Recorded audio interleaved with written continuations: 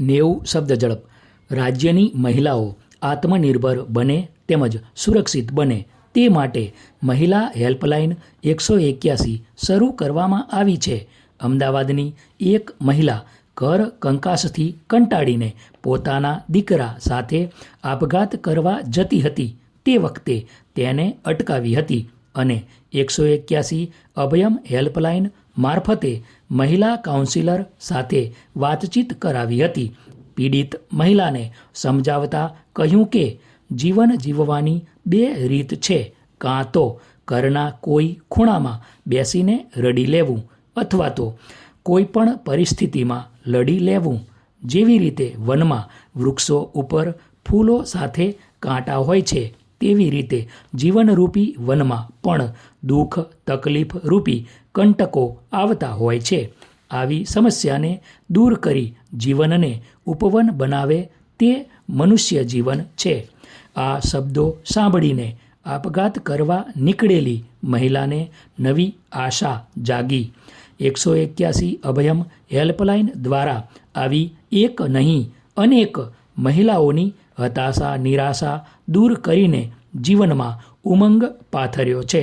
રાજ્ય સરકારના મહિલા અને બાળ કલ્યાણ વિભાગ તથા મહિલા આયોગ દ્વારા અભયમ એપ્લિકેશન બનાવવામાં આવી છે, જેને મુખ્યમંત્રી શ્રી વિજય રૂપાણી દ્વારા લોન્ચ કરવામાં આવી.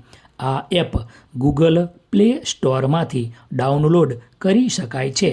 આ 181 અભયમ એપ દ્વારા હવે રાજ્યના કોઈ પણ સ્થળે મુશ્કેલીમાં સપડાયેલી મહિલાને ગણતરીની મિનિટોમાં જ મદદ પૂરી પાડવામાં આવશે. ફકરો. આ પ્રસંગે કૃષિ મંત્રી શ્રી આર.સી. ફળદુએ જણાવ્યું કે મહિલાઓનું શોષણ અટકે તે માટે અભયમ હેલ્પલાઇન શરૂ કરાઈ છે. માતાઓ, બહેનો અને મહિલાઓ સશક્ત બને તો દેશનો વિકાસ થશે. ફકરો. સંસદ સભ્ય પૂનમબેન માડમે જણાવ્યું હતું કે બેટી બચાવો બેટી પઢાઓ અભિયાન થકી સ્ત્રી ભ્રૂણ હત્યા રોકવા માટે રાજ્ય સરકારે હંમેશા પ્રયાસો કર્યા છે. 181 અભયમ હેલ્પલાઇન વડે મહિલા સુરક્ષિત બનશે.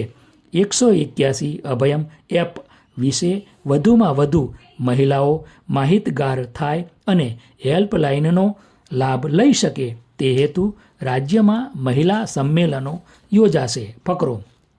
181 અભયમ મહિલા હેલ્પલાઇનના કાઉન્સિલર સૂરજબેન રાઠવાએ જણાવ્યું હતું કે પંચમહાલ જિલ્લામાં 3788 હિંસાથી પીડિત મહિલાઓની મદદ કરવામાં આવી અને 2346 કેસોમાં કાઉન્સેલિંગ દ્વારા સમાધાનની વિગતો આપી હતી.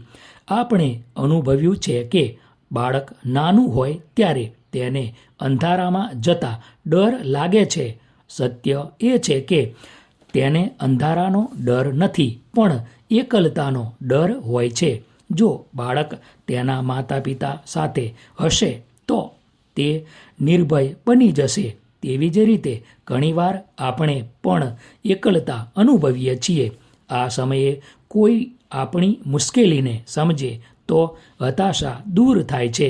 181 અભયમ દ્વારા મહિલાઓએ પણ હળવાશ અનુભવી છે. મહિલાઓને ખરા અર્થમાં અભય વરદાન મળ્યું છે. ફકરો. શ્રમ અને રોજગાર મંત્રી શ્રી દિલીપભાઈ ઠાકોરે જણાવ્યું હતું કે પાટણ જિલ્લામાં 181 અભયમ દ્વારા અત્યાર સુધીમાં 1047 મહિલાઓને બચાવવાનું ભગીરથ કાર્ય કરવામાં આવ્યું છે.